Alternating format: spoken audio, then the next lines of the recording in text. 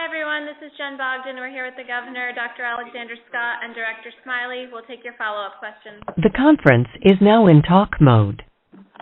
Governor, it's Anita Buffoni here with Channel 12. The RIDE has issued some guidance online on what some schools can do for alternative graduation plans, including drive-in theater ceremonies, of which some other states are doing. The rustic drive-in told me they'd be willing to do that. What is your stance on that? That sounds great. I hadn't heard of that, but that's exactly the kind of creative thing that we need to be in the business of doing. So I'll pass that along to RIDE. Great. Dr. Alexander Scott, if you could update the overall nursing home numbers, just how many deaths have been in nursing homes, and could you break it down by nursing homes and congregate care and hospitals, and then I guess everyone else, so that there's I know the dashboard has some numbers, but do you have a specific breakdown? So the deaths in congregate living settings among residents is approximately 200. And that's for nursing homes. The congregate care settings that include psychiatric, group homes, senior housing is 205. In terms of deaths overall, you know that we have 266, and the number of hospitalized deaths that may overlap is 113. And so just to be clear, when you say overlap, so some of the hospital deaths could have been people from nursing homes? Yes. Yes. Okay. Thank you. And we have all of the nursing home data online for the specific details people would like. But so the 200. What are the? Go ahead, Brian. I was just going to be clear. So, but it's 200 residents from nursing homes. They could have died there or at the hospital. Correct. Correct. Thank you. Dr. Alexander Scott, what are the specific plans for walk-up testing in the most impacted zip codes right now? I know you mentioned Central Falls, but what about Elmwood and other parts of Providence? Is there anything immediately on the horizon? Yes, we have a very extensive list and a strong team of people working very hard. One of our goals is making sure that we establish a testing system in the communities at highest risk that builds on and leverages the healthcare delivery system that's in place so that it can be sustained for the long term. So that means having conversations with our federally qualified health centers, with clinics, with pharmacies, being as creative as we can to leverage an infrastructure that's going to allow for a sustainable testing model, but be able to continue to be accessed as easily and conveniently as possible by the communities that are disproportionately impacted. If I could just follow up on that, can we expect to see some of those, whether it's brick and mortar or more tents, whatever it is, can we expect to see some of that before we enter phase one? And is that part of the criteria for entering phase one? Yes, we are working every day to stand up more and more. There's an entire team focused on that. Governor, this is Michael Blow from Motif. The courts are scheduled to reopen on May 17th, following, if you're optimistic, reopening on May 9th. Would that leave people vulnerable to evictions? And has there been any effort or consideration as to what to do about people who simply can't pay their rent? I understand that about a third of the people in the country have been unable to pay rent, and the CARES Act provided for a guaranteed 12-month forbearance for people who can't pay mortgages, but as far as I know, did nothing about rent payers. Yeah, all good questions. So we have a weekly phone call with the heads of the chief judges in the judiciary. I don't want to speak for them, but I think it's quite likely that they will extend the closure beyond May 17th. Separate from that, we are also working on developing some kind of a rental assistance program. I actually hope to have more to say about that tomorrow. Because, like you said, people are struggling to pay their rent. It's also my hope that as we are getting more of our unemployment unemployment insurance checks out and our PUA checks out, these checks are going to land in people's bank accounts and make it a little easier to pay for their rent. Has there been any conversation between you and our federal delegation about the next stimulus act doing something about that as they did for home mortgages? Yes. That's an intention that I know that our CODEL supports. Having said that, I don't want to count on that. So we're going to, like you said, if it's not tomorrow, we're working as hard as we can. If I can't get an announcement out tomorrow, it'll be like Sunday or Monday around some rental assistance program, state-run. All right, thank you, Governor. I'm sure we can wait a couple of days on that. Governor, it's Elizabeth McNamara, EG News. Can you explain a little more why you decided to cancel a lot of summer activities so early? Like, what are you talking about? Maybe parades, things like that. I've heard more pushback after that decision, on social media and to post than I've heard from anything else. People have been generally supportive, so I guess I just wanted to hear from you why you were thinking that. Some people. Yeah, Governor, this is Ted Nisi. Elizabeth's right. A lot of people seem to not understand why you had to make decisions now so deep into the summer. I see. Okay, thank you, both of you. So I had been hearing from a lot of the organizers of these events. So, for example, Jay Sweet of the Newport Jazz Festival and Folk Festival, as one example, they're calling me saying, Gov, you got to give us some guidance here.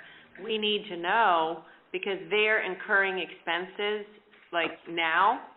So if there's no chance that we were going to be able to have those events, it wasn't really fair to them to have to, continue to pay bills to set up an event that couldn't happen. And as I said, I think there's a definite chance that smaller weddings could occur, small events could occur, 50 people, 100 people, but there is no way that we're going to be able to have, concert-type events where there's thousands of people all close to each other. And I've been hearing from a lot of the people who run those types of events saying, come on, Gov, you got to give us some guidance. So that's why I chose to do it. I will say, Gillette, for instance, I don't know if anyone on the call was planning to go to a concert in the fall at Gillette, but they've pretty much canceled all their concerts. All big music festivals for the summer all around the country have been canceled.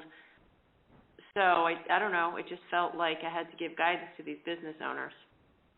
Governor, on events, this is Ryan Belmore, and following up on Ted and Elizabeth's question, we're hearing from some event organizers say they're submitting plans to your office to see if, for example, Newport PLO has said they have submitted plans to your office for you to review to see if they could still do things.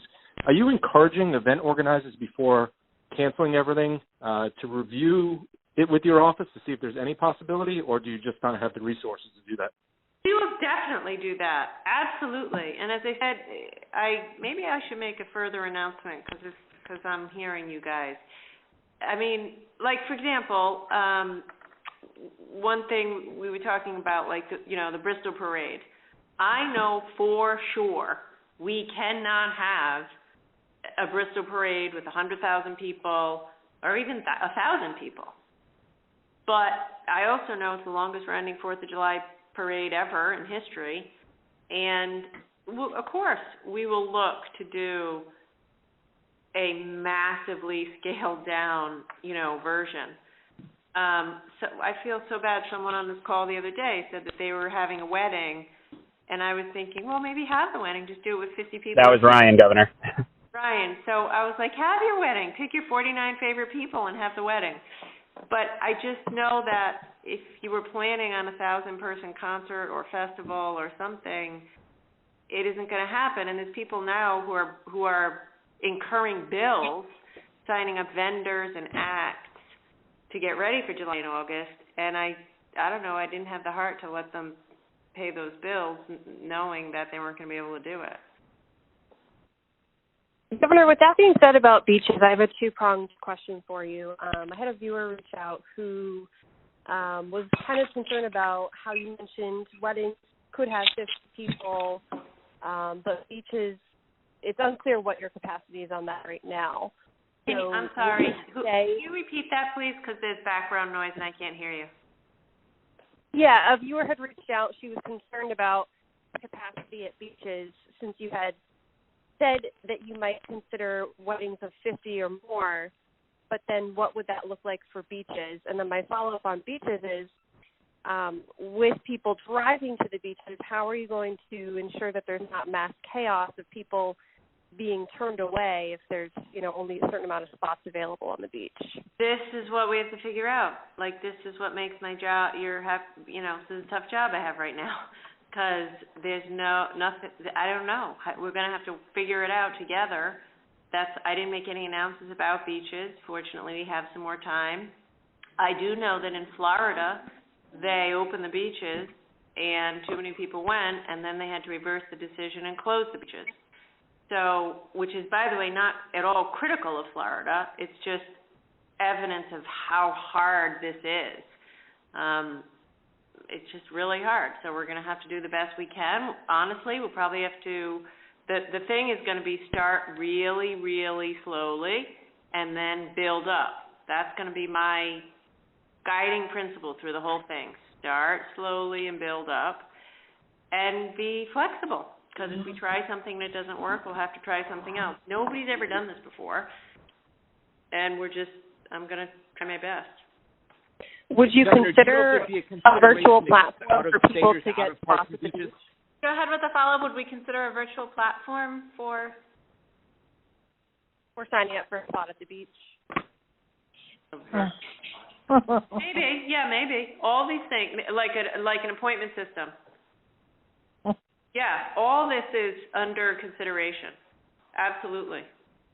Governor, would there be a consideration to prohibit out-of-state visitors to state parks and beaches this summer? I don't Or know. only New Yorkers? I don't know. I'm not. Let me be brutally honest, as I've tried to be from day one. Like today, tomorrow, Sunday, Monday, Tuesday, Wednesday, we're going to work 15 hours a day to figure out how do we shore up our testing system, how do we finalize our contact tracing system, what kind of guidance are we going to give to the first round of retailers who are going to open, how are we going to enforce all these new rules, on and on and on, the elective surgery stuff. Then I'll get to the business later of thinking about beaches. We know that's not in phase one, so we'll get to that. If you have Governor, ideas, though, I'm all ears. We're getting a lot of questions from individual industries, people in salons, people in restaurants. Obviously, I know there will be announcements there, but what should we be telling them about what to expect? Like early next week, there'll be PDFs, and you'll say they're on the website during the briefing. When will they sort of see the guidance for phase one? Yeah, that's an awesome question. So next week, last week I went through at a high level which are the businesses that could think about a phase one reopening, like retail and certain other businesses. So next week, if you're in phase one, next week you could start to expect much more detail. Maybe pictures, Ted. We're working really hard on that. I can't promise that, but I can promise clear guidance and detailed guidance. Then probably a week or two after that, we'll start to give guidance for the phase two, and that would be the restaurants and the hairdressers. We've got about a minute left. Governor, we haven't really Governor, seen this is Christian Winter from Newport Bus. Bus. We literally have dozens and dozens of people, actually more than dozens, hundreds of people fighting on my social media pages with out-of-staters who are basically outright flaunting your quarantine order and saying that they don't care, they're coming to Newport this weekend, and catch them if you can. What can be done about that? You know, it's funny, after you asked me that question a week ago, I checked in with the state police and we checked in with the Newport police. We are stopping many, many people. They all represent that, and with some proof that they were in quarantine and they're out of quarantine. So if you want to help us out, you can, I don't know, maybe we should check out your social media feed. But it's totally enforceable, and we're trying to enforce it. You should call the Newport police. You can follow up with Jen Bogdan. Any information you give us, we will enforce it. Well, Governor, we haven't really seen the decline. Governor, we haven't really seen the decline in total hospitalizations. In fact, we're seeing the revised data. We don't really have a sense of how many asymptomatic people are out there, particularly in certain zip codes. Do you feel like we're in a position where we can move to phase 1 as scheduled right now? Yeah. Who was that? Pardon? I was wondering who I didn't recognize. Oh, sorry, Bill Bartholomew, sorry. Hi, Bill. Hi, Bill. So, smart question. I do, but I'm not at May 8th, right? So I know that's an unsatisfying answer. I'm going to look at the data every single day between now and May 8th. We are plateauing. So as I said, it's not just a decline. You know, the White House said a decline of 14 days, and that's good guidance.